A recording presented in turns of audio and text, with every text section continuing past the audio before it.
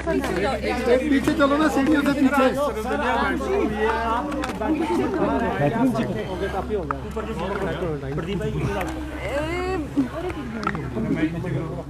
लग जाएगी मुंह पे। भाई माइक डाउन कर लो यार। आज हिमाचल प्रदेश सरकार की ओर से, विशेष तौर से मुख्यमंत्री जी की ओर से आग्रह हुआ था कि सर्वदलीय बैठक का आयोजन किया जाए और जिसमें भारतीय जनता पार्टी के हमारे सम्मानीय अध्यक्ष डॉक्टर राजीव बिंदल जी, हमारे साथ में माननीय विधायकगण भी साथ में थे और मैं भी उसका हिस्सा बना। विषय था कि रेवेन्यू डेफिसिट ग्रांट के कारण जो फाइनेंशियल क्राइसिस हिमाचल प्रदेश में आने वाले समय के लिए जो दिख रहा है,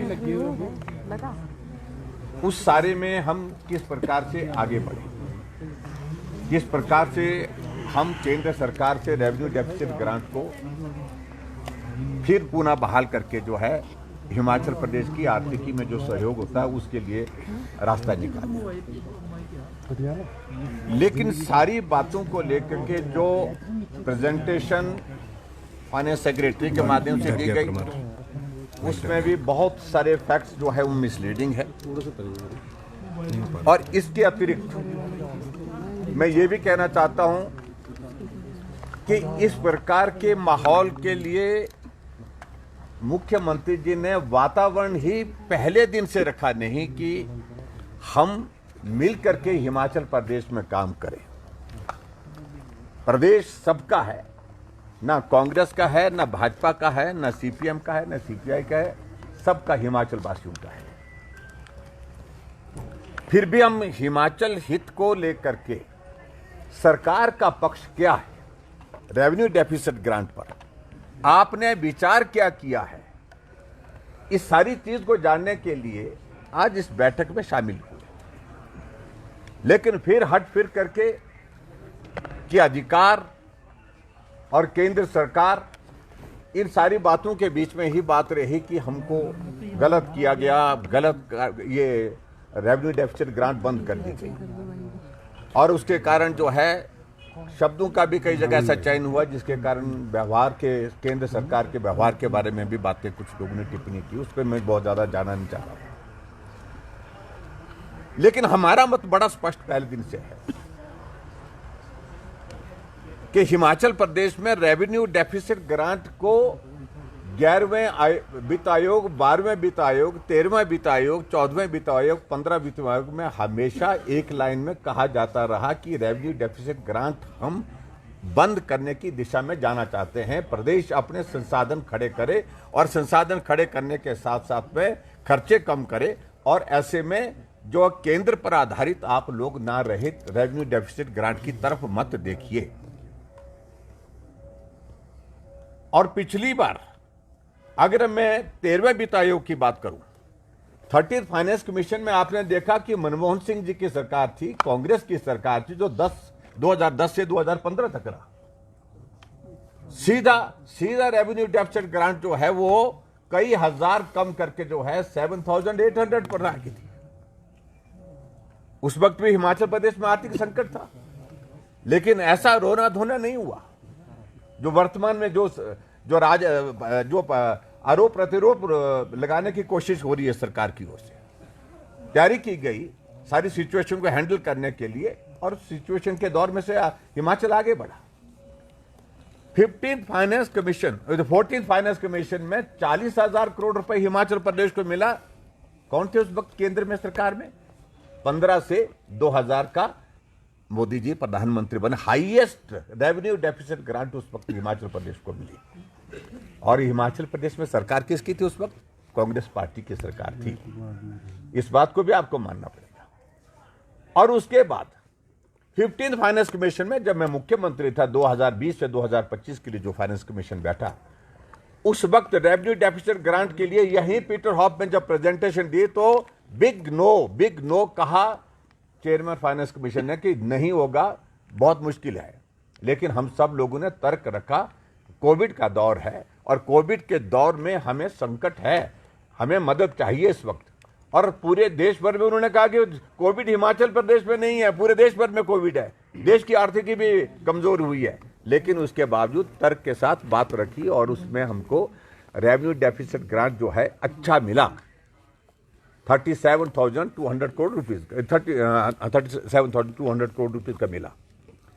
और वो पूरे देश भर में वन ऑफ द हाईएस्ट इसमें रेवेन्यू डेफिसिट ग्रांट की इसमें आया था उस वक्त। लेकिन एक बात उन्होंने कही कि आपकी बात, हमने कहा था एक ही बात को, एक झटके में मत करो खत्म, आप एक झटके में खत्म मत करिए। और ऐसे में फाइनेंस कमीशन ने उस वक्त किया कि हम इसको टेपर डाउन करते हैं। उन्होंने टेपर डाउन किया, शुरू के साल में ज्यादा, फिर उसके बाद कम कम कम, इस प्रकार से ये स्थिति हमारे सामने आई। ये कुल मिलाकर के रेवेन्यू डेफिसिट ग्रांट की ओर से बड़ा क्लियर कट एक इंडिकेशन था फाइनेंस कमीशन का कि आने वाले समय में रेवेन्यू डेफिसिट ग्रांट जो है बंद करने की दिशा में केंद्र मन बना रहा है। तो क्या प्रदेश के अधिकारियों को मालूम नहीं था कि रेवेन्यू डेफिसिट ग्रांट जो है वो टेपर डाउन कर दी गई है और बंद करने के लिए हमेशा कहा जा रहा है, हर फाइनेंस कमीशन के इसमें रिकमेंडेशन में कहा जा रहा है, ऐसी सूरत में प्रेपरेशन करनी चाहिए। आप सरकार में बने, पहले दिन आपने सरकार बनने के बाद हमारे भारतीय जनता पार्टी के सरकार के जो डेवलपमेंट के इंस्टीट्यूशन थे वो बंद कर दिए। आज तक 2000 संस्थान हिमाचल प्रदेश में बंद कर दिए हैं। हिमाचल प्रदेश में जो हमारी स्कीम्स थी, उन स्कीम्स को आपने एक एक को जो है स्टार्व किया, उनको एक एक को बंद किया है और अपनी योजनाओं के लिए आप पैसे खर्चने के लिए आगे बढ़ रहे हैं।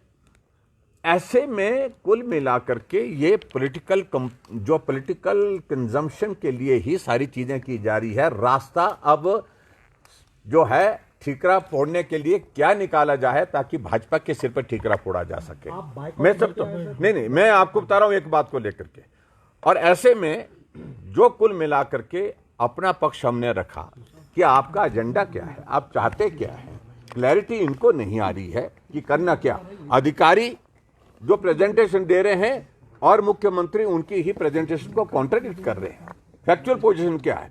आपके प्लानिंग की बैठक में भी के बाद जो एक बैठक रखी थी जिसमें विधायक बुलाए थे, कुछ पॉलिटिकल कुछ ये और भी बुलाए थे, कुछ शायद जर्नलिस्ट बुलाए थे शायद मेरे ख्याल में 8 तारीख को। हाँ, तो उस दिन भी यही हुआ।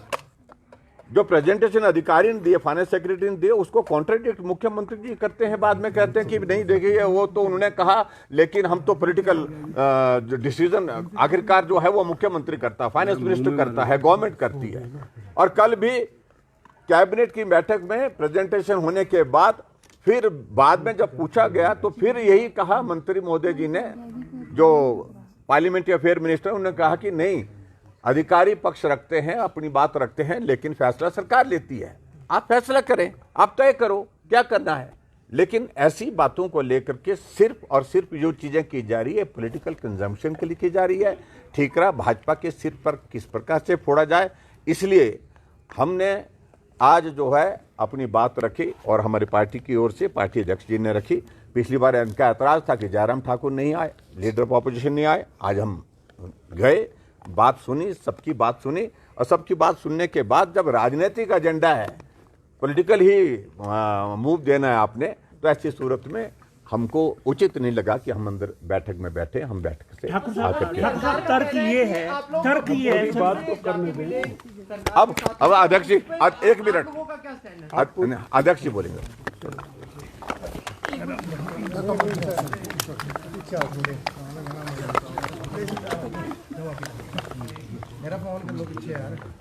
भारतीय जनता पार्टी सदैव प्रदेश के हित में खड़ी है, खड़ी थी और खड़ी रहेगी। और भारतीय जनता पार्टी का जो ट्रैक रिकॉर्ड है वो हिमाचल के हित के साथ निरंतर जुड़ा हुआ है। और आज हम उसी हित की दृष्टि से माननीय जयराम ठाकुर जी, पार्टी के अध्यक्ष और पार्टी के वरिष्ठ लोग बैठक में गए, पर कांग्रेस की ओर से, सरकार की ओर से और केवल एक ही काम था, भारतीय जनता पार्टी को कॉर्नर करना। 3.25 साल में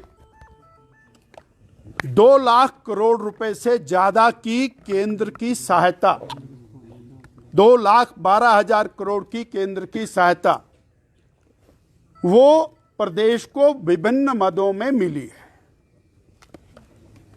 लगभग 45,000 करोड़ के तो नेशनल हाईवेज का काम चला है।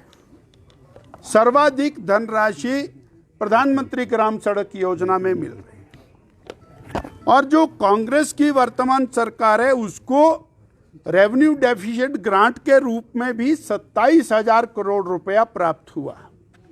परंतु सत्ता प्राप्ति के बाद से लेके आज तक एक ही एजेंडा है कि केंद्र सरकार हमें कुछ नहीं दे रही है और अपने मिस एप्रोप्रिएशन, फाइनेंशियल मिसमैनेजमेंट, उसका ठीकरा बीजेपी पर फोड़ने के लिए, केंद्र सरकार पर फोड़ने के लिए ये सारा प्रपंच रचा जा रहा है। जब ये सारी चीज सामने आ गई और कांग्रेस के लोगों ने बहुत सारी बातें कही, ये जल है, जंगल है। अरे 70 साल आप लोगों ने 60 साल राज किया और वो जल जंगल, केंद्र की मोदी सरकार निरंतर हिमाचल को हर प्रकार से सहायता मदद कर रही है, परंतु उसके बावजूद केवल और केवल बीजेपी को कॉर्नर करना ये सर्वथा अनुचित है। और केवल एक ही एजेंडा दोषारोपण, केंद्र पर अपनी सारी नाकामयाबियों का ठीकरा, अपनी फाइनेंशियल मिसएप्रोप्रिएशन का ठीकरा, जैसा जयराम जी ने कहा, वो बीजेपी पर फोड़ने की बात है। इसलिए हमने और बेहतर समझा कि इस प्रकार की स्थिति में जहां योजनाबद्ध तरीके से ये सब हो रहा है तो हम उस मीटिंग से बाहर। बिंदर जी, तर्क ये है मुख्यमंत्री जी का कि सरकारें आती है जाती है, मुख्यमंत्री मंत्रिमंडल बदलते हैं, आने वाले समय में मुश्किलें होगी हिमाचल प्रदेश की। कोई सुझाव भी आपने दिए हैं? हमने और बहुत सारी चीजें पूछी कि भाई सत्ता बनी, आपने अपनी गारंटियों के दबाव में आकर के जो फाइनेंशियल कचरा किया वो क्यों किया? आपने चीफ पार्लियामेंट्री सेक्रेटरीज लगाए, गैर कानूनी लगाए, करोड़ों करोड़ों रुपया व्यय किया। उसके बाद करोड़ों करोड़ों रुपया आप सुप्रीम कोर्ट में वकीलों के माध्यम से व्यय कर रहे हैं। आपने भारी भरकम ओएसडीज की, एडवाइजर्स की और चेयरमैन्स, वाइस चेयरमैन्स की फौज लगाई। आपको जब वित्तीय संकट है उसके बावजूद आप लगातार पब्लिसिटी करके और पूरे प्रदेश के अंदर आए 15 दिन बाद होर्डिंग्स बदल देते हैं। आप पब्लिसिटी डिपार्टमेंट पूरा आपका लगा है प्रदेश के एक्सचेकर के ऊपर खर्चा करने के लिए, परंतु उसमें उनका यही कहना है कि ये तो बहुत थोड़े खर्चे हैं, वास्तव में तो ज़्यादा खर्चों की ज़रूरत है। तो जब वो मितव्ययता करने के लिए तैयार नहीं है तो प्रदेश हित के बारे में चिंता नहीं, केवल राजनीति की चिंता है और वो राजनीतिक दृष्टि से इस सारे मामले को उठा रहे हैं। सर, लगातार 7 एमपीज की बात की जाती है कि केंद्र में बात करें इन सब मामलों में। नहीं, अफसरों की बात नहीं हो रही है। फाइनेंस सेक्रेटरी हैं वहाँ पर, फाइनेंस मिनिस्टर हैं माननीय मुख्यमंत्री जी, और उन्हीं की बात हो रही है ये सारे के सारे। सर, पंचायत चुनाव देखो, कुल मिलाकर के हो गई बात। मुझे लगता है पंचायत के चुनाव के बारे में 31 मई तक चुनाव कराने के लिए आदेश सुप्रीम कोर्ट ने दिए हैं, ऐसी खबर मिली है, हमको जानकारी मिली है। देखिए, मैं कुल मिलाकर के करता हूँ, रेवेन्यू डेफिसिट ग्रांट सिर्फ एक राज्य को मिली होती तो हम कुछ और रुख अख्तियार करते, हम भी केंद्र के सामने उस तरह की बात। जब पूरे देश भर में रेवेन्यू डेफिसिट ग्रांट बंद की है, एक राज्य के लिए नहीं की गई है, सबके लिए 17 राज्यों के लिए बंद हुई है, तो स्वाभाविक रूप से इसको हिमाचल प्रदेश के साथ ही इस प्रकार से जोड़ना वो उचित नहीं है। सर, भेदभाव, अब भेदभाव की बात वो कह रहे कि पीएम मोदी ने घोषणा की थी 1500 करोड़ की। देखिए वो सारी चीजों को लेकर के वो चीजें आने वाले समय में किस प्रकार से आएंगी वो सारी चीज को देखेंगे, लेकिन कुल मिलाकर के ये बार बार डे वन से केंद्र सरकार को गाली देना, मोदी को गाली देना, भाजपा की पूर्व सरकार को गाली देना, मुझे गाली देना, यही हम पिछले 3.5 साल 3.25 साल से सुन रहे हैं। और आखिरकार इनका पॉलिटिकल एजेंडा आज की बैठक में भी कुल मिलाकर के लौबलवाब यही था कि ये इस कारण से वो उस कारण से। हिमाचल प्रदेश की अगर आर्थिकी अगर पटरी से उतरी है 95 के बाद लगातार लोनिंग, और उसके बाद 2005 तक जो है उसको संभाला जा सकता, तो उसके बाद स्थिति आपके सामने, मुझे लगता है उसको ज्यादा कुछ कहने की आवश्यकता नहीं। और हमने एक बात कही है कि जो अंदर जो पॉलिटिकल पार्टीज आई है उनका रिप्रेजेंटेटिव विधानसभा के अंदर कोई नहीं है, लेकिन भारतीय जनता पार्टी के हम 28 विधायक हिमाचल प्रदेश की विधानसभा के अंदर अपना पक्ष रखेंगे। सर एक सवाल आपके समय में कोविड आपने कहा कि एक बड़ी वजह थी जिसकी वजह से आपके कर रखे जाने के बाद आपको उसका लाभ मिला। आपको नहीं लगता कि हिमाचल में जो प्राकृतिक आपदा थी वो भी इसी तरह का एक संकट था और उसको लेकर केंद्र सरकार का सहयोग मिलना चाहिए? वही मैं इस बात को कह रहा हूं कि प्रदेश सरकार को राजनीतिक बयानबाजी से ज्यादा तर्क के साथ, लॉजिक के साथ अपना प्रेजेंटेशन, अपना केस जो है केंद्र सरकार के समक्ष फाइनेंस कमीशन के सामने प्रस्तुत करना चाहिए था। लेकिन लगातार पॉलिटिकल स्टेटमेंट, और मेरी जानकारी के मुताबिक जब फाइनेंस कमीशन भी यहां पर आया उस वक्त भी केंद्र सरकार के बारे में बहुत गंभीर टिप्पणियां फाइनेंस कमीशन के सामने, जो एक ऑटोनोमस इंस्टीट्यूट है, कॉन्स्टिट्यूशनल बॉडी है, उनके सामने भी जो है इस प्रकार से कि केंद्र ये कर रहा है, केंद्र वो कर रहा है। तो मैं समझता हूं कि वो एक हेल्दी परंपरा नहीं थी। अपना पक्ष टेक्निकल तरीके से प्रभावी ढंग से रखते तो मुझे लगता है कि परिणाम कुछ और होते। Thank you.